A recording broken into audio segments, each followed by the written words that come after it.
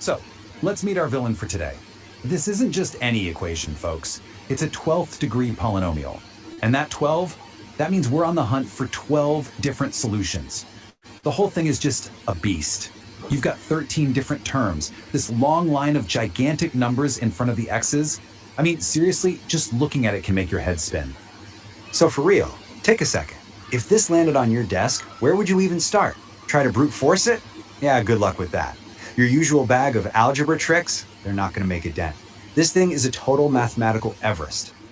Okay, so before we even think about climbing this thing, we gotta get a sense of just how big it is, right? Just like a mountaineer sizing up a mountain. Understanding the scale of the challenge, that's always step one.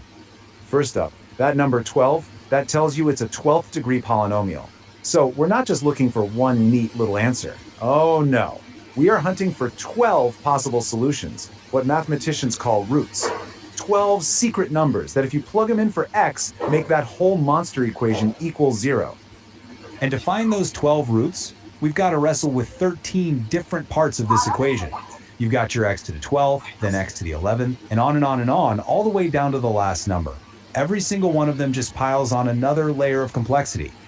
And let's talk about the numbers themselves. They're not just big, they are, wow, they're astronomical. Just to give you an idea, one of the key values we're going to see later is this one, almost 5 trillion. Numbers that huge mean you can't just scribble a solution on a napkin. Heck, even a normal computer would probably just throw its hands up and quit. But what if all that complexity is just a smokescreen? What if, buried deep inside this mess, there are hidden clues? Well, it turns out there are. There's this whole set of numbers that look totally random, but they're actually the secret to cracking this thing wide open. And here they are, a set of 12 special values. The source calls them L sub q. They start out kind of small, 24 to 64, but whoa, they escalate fast, all the way up into the trillions.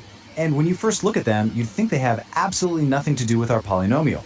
They're like puzzle pieces just thrown on a table. So yeah, that's the big question, right? How in the world is this weird list of numbers going to help us with that beast of an equation? Well, turns out they're not just random numbers. They're everything. They are the key. You know how it is, every unbreakable code needs a decoder ring. Every treasure chest needs a key. And for our mystery, that key is a really powerful and actually pretty beautiful theorem. And this is it. It's Morad-Sultan-Ezeudi's theorem. The best way to think about it is like a special machine. You put two things in. On one side, you feed it the numbers from our monster equation, and on the other, you feed it those mysterious L sub q values. The machine chugs away, does its thing, and spits out a brand new set of numbers. It's the bridge that connects the problem to the solution. Okay, so let's recap. We've got the lock, that's our polynomial. We've got this weird set of numbers, and now we've got the key, the theorem. So I think it's about time we put that key in the lock and give it a turn. Now, the process itself is pretty methodical. You just apply the theorem's formula again and again and again. You start with step 1, which is called k equals 0, and that gives you a new number. Then you do it for k equals 1, then k equals 2, all the way through for all 13 terms. It sounds like a bit of a grind, I know, but trust me, this is where the magic happens. And here are the results. As we go through these calculations, something absolutely incredible starts to happen. Just look at that results column. The first one, 0. The next one, 0. Third one, 0 again. Then bam, at step 5, you get this huge number. But right after that, it's back to 0, 0, 0, all the way until the very end. Out of all that chaos, this beautiful, totally unexpected pattern just appears. And this is the breakthrough moment. That theorem acted like a magic filter. It took all 13 of our complicated terms, ran them through its process, and made 10 of them just vanish. Poof, gone. They all canceled each other out, collapsing down to 0. Almost all of the complexity just melted away. So, with all that noise gone, the path forward is suddenly crystal clear. We've climbed our Everest, we've solved the maze, and now we finally get to see the treasure that was buried under all that complexity. And this just shows the transformation perfectly. On the left, you've got the beast we started with, right? 13 terms of pure intimidation.